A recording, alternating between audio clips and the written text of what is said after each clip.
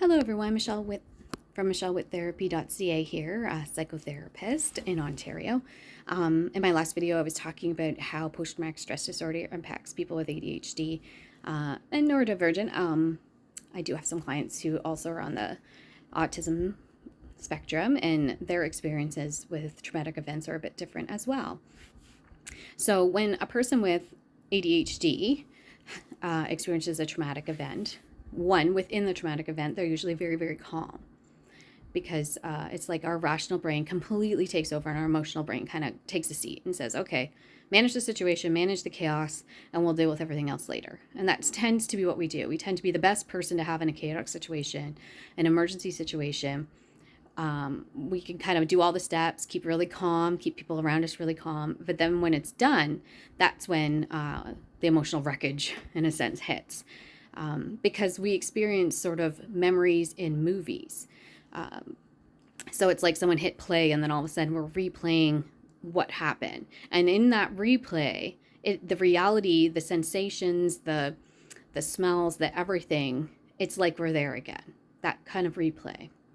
And so people who are not in ADHD and have this sort of brain type, they experience it more in pictures, more in maybe sensations. They may have like a smell that triggers a memory for them, but that memory is not something that's sort of that replay, that full flashback, unless it's in a dream state for them. But for ADHDers, this sort of movie can play at any time.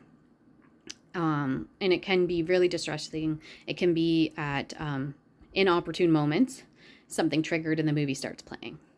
So in regular kind of neurotypical PTSD work, it's sort of working through the memory, maybe doing some exposure therapy, rebuilding their self-love, their self-awareness, lowering, the stress hormones, using lots of different techniques to kind of bring down those levels, whether it's having sour candies or mint gum if panic starts to happen, doing box breathing, doing some meditations to kind of rewire the brain, reframing the story. Those things can be really, really helpful, along with a lot of other kind of like cognitive processing or EMDR kind of things. But in the ADHD brain, since we're so in the movie, the replay puts us back in the movie. So talking about it again puts us back in the movie. It doesn't mean we don't talk about it. What it means is the therapist or the specialist working with them has to teach them how to be in the movie theater and not in the movie anymore, if that makes sense. You're watching what's happening, but you're no longer in it. It's no longer happening to you. It is something that has already happened. And even though we live sort of on time fluidity and it feels like it's happening again or feels like it can happen again, that's the point that we're processing. What happened that day? What made it happen? Where's the whys? Why did this happen? Why did this person do this? Why me? All those whys. So if we can get through the whys, then there's understanding there. The analytical brain can understand the trauma and put you in the movie theater and not in the movie anymore. Then we can do the processing of what happened in the trauma. And hearing other people's trauma stories, so doing kind of like a group therapy, doesn't work real well for people with ADHD because now we start to see their movies.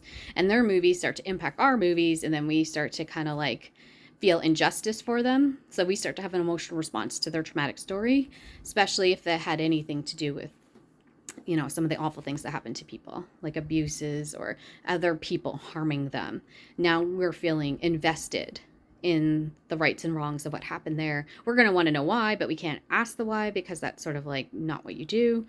And so we're kind of stuck in this pickle of this is what's being offered to you to help you, but it's not really helping you. So starting a discussion on how to kind of offer different therapies and help for people with neurotypical brains might be a conversation we need to start to look at and have, since the population of people like me, of ADHDers, of people with autism, people who just think differently is growing.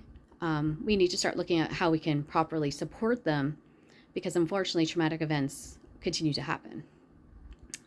Bad things continue to happen to people.